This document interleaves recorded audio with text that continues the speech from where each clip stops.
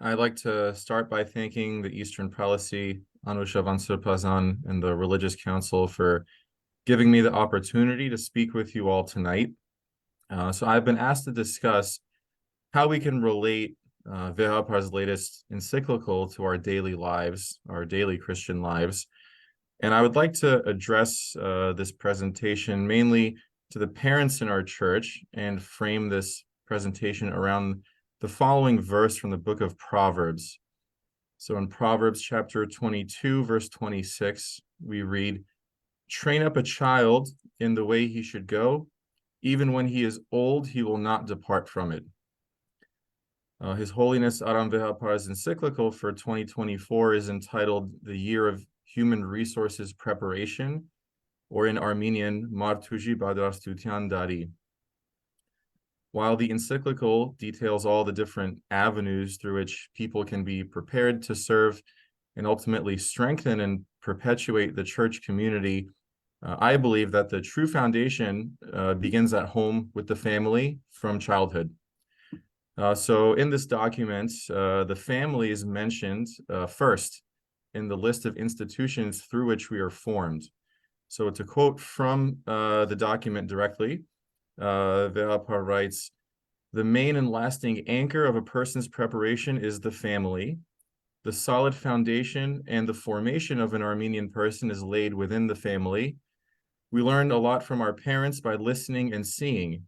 It is not only knowledge about our nation that we learn from our parents, but also and especially the spirit of being a conscious and proud Armenian and the dedication to serve our nation, homeland, and church unconditionally. Hence, it is necessary for the Armenian family to emphasize its unique role in the preparation of human resources. To carry out this very important mission with dedication, the Armenian family must stay away from circumstances that can degrade its moral atmosphere and Armenian character and debase its high calling." I would also add to this, this is me talking now, not Veapa. I would add to this sentiment by saying that the family's job is to train our children not just to be good Armenians, but first and foremost, good and faithful Christians, and to learn the value of church in our lives. So essentially, if we want a community with members who are committed and devoted to participating in Christ's body, we ourselves have to be the ones to impart that to our children. And they need to see us prioritize God and live faithful lives so that they can learn from those examples. So to go back to Proverbs, we read in chapter 2, verses 1 through 5, "My son, if you accept my words and store my commands within you, turn your ear to wisdom and apply your heart to understanding.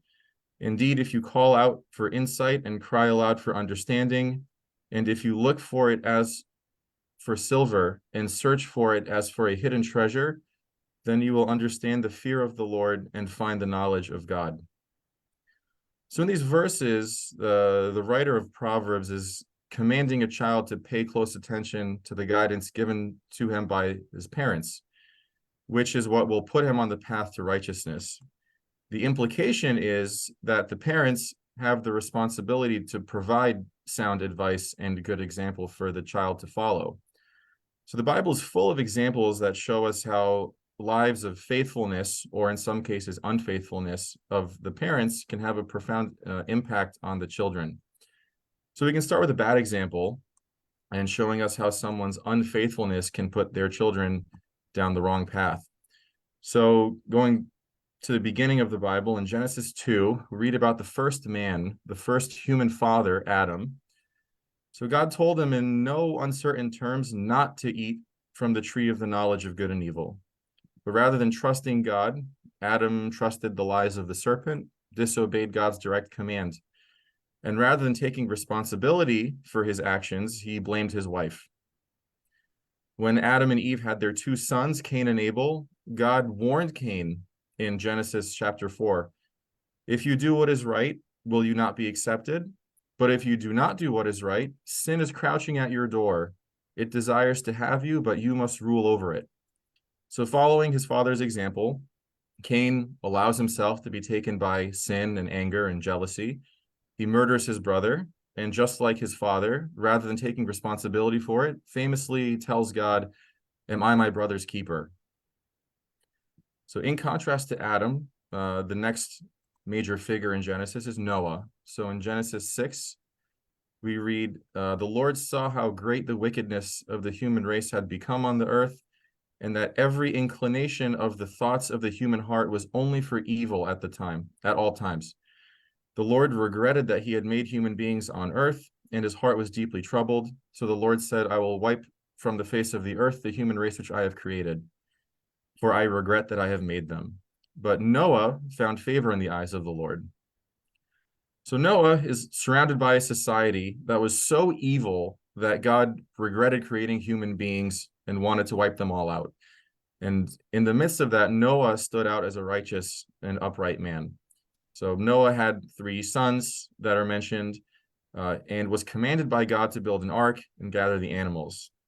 So unlike Adam, Noah obeys God. And in Genesis 6, we read, Noah did everything as God commanded him. And thanks to Noah for obeying God, he saved not only his family, but all of his ancestors from destruction, from God's wrath. So Noah's obedience didn't just serve as an example to his children, but literally saved the lives of hundreds of thousands of millions of ancestors who came after him, thanks to and humanity who came after him. So going to the New Testament now, perhaps the best example of parenthood is the example of the Holy Family. Jesus' own parents, Mary and Joseph, or earthly parents, I should say, Mary and Joseph. The foundation for Jesus' family life was laid by his parents when they showed their initial obedience to God. So in Matthew chapter 1, Joseph is described as a righteous man. When he's told by the angel of the Lord to take Mary as his wife and to name their son Jesus, Joseph did as the Lord commanded him, as verse 24 says. In Luke chapter 1, we read about how Mary is visited by the angel, and she responds in verse 38, "Here am I, the servant of the Lord, let it be done to me according to your word." So Mary and Joseph built their relationship on the foundation of obedience to God, and they were faithful to God's law, and they lived as faithful, devout, and God-fearing Jews, and raised their son to be the same. In Luke chapter 2, we see them present Jesus to the temple when he was 8 days old for his circumcision, with the appropriate animal sacrifice, a pair of young pigeons, as was commanded them in Leviticus chapter 12. Later in Luke chapter 2, we see that Mary and Joseph bring Jesus to Jerusalem every year for the Passover. And we find Jesus in a synagogue where all faithful Jews would have gone regularly to discuss the scriptures. So in light of his upbringing, I think we all know that Jesus turned out pretty good, thanks to his parents. So you're probably saying to yourself, oh, come on, Adi, these examples are a little bit too extreme for the modern person to relate to. So Adam and Noah, their actions affect humanity on a global scale, which is far from the level of influence any of us will likely have on the world. And although we think very highly of our children and feel that they are the most special thing in the universe at times, our children are not literally the incarnate God, despite what we think about them sometimes. So ultimately, the common theme we see is that those who have faithful and obedient parents and who are raised in a faithful home are more likely to themselves be faithful and obedient as adults. So perhaps one of the more relatable examples is the New Testament figure of Saint Timothy. So Naidi mentioned this last week in her talk briefly, but in the second letter to Saint Timothy, we read how Paul praises him by saying, "I am reminded of your sincere faith, which first lived in your grandmother Lois and your mother Eunice, and I am persuaded now lives in you also." So Timothy had the great honor of working with, arguably the greatest and most productive apostle, Paul, but his foundation came from the example and teaching of his mother and grandmother, who are both mentioned by name, and now they're immortalized forever in the New Testament because of how they raised their son and grandson to be a faithful Christian. And this was during a time and place where being a Christian was likely to lead to persecution and potentially death as well. So their effort in raising Timothy obviously paid off, because Timothy got to work very closely with Paul to spread the gospel and build up the church, and is mentioned by Paul by name in many of his letters in the New Testament. So if you read the epistle to the Corinthians or the Colossians or the Thessalonians or Philemon, Timothy's name is mentioned in all of these epistles. So in all these examples, we see the difference that a good upbringing can make. As we know, Ve'apar throughout the years has made very special effort to reach out to the youth, and always the youth are always referred to as the future of our church community. And while this is absolutely true, the youth today will not grow up into the faithful adults of tomorrow, or even still go to church as adults, if we do not instill in them the value of being a faithful Christian. So going back to Proverbs, so this time chapter 1, verses 8 through 9, we read, "Listen, my son, to your father's instruction, and do not forsake your mother's teaching. They are a garland to grace your head and a chain to adorn your neck." So we can't always predict with absolute certainty how our children will turn out. And those of us who are in a position to influence the upbringing and formation of children, whether they're our own children or other people's children, have a great responsibility to do our best to equip them with everything they need to fight the spiritual battles they will encounter in our godless society. While the reward for faithful parenting is great, the punishment for those who neglect their children's spiritual upbringing can be severe, both for us who fail them and for our children themselves. So in Matthew 18:6, chapter 18, verse 6, we read, "Whoever causes one of these little ones who believe in me to sin, it would be better for him if a millstone were tied around his neck and he were drowned in the depths of the sea."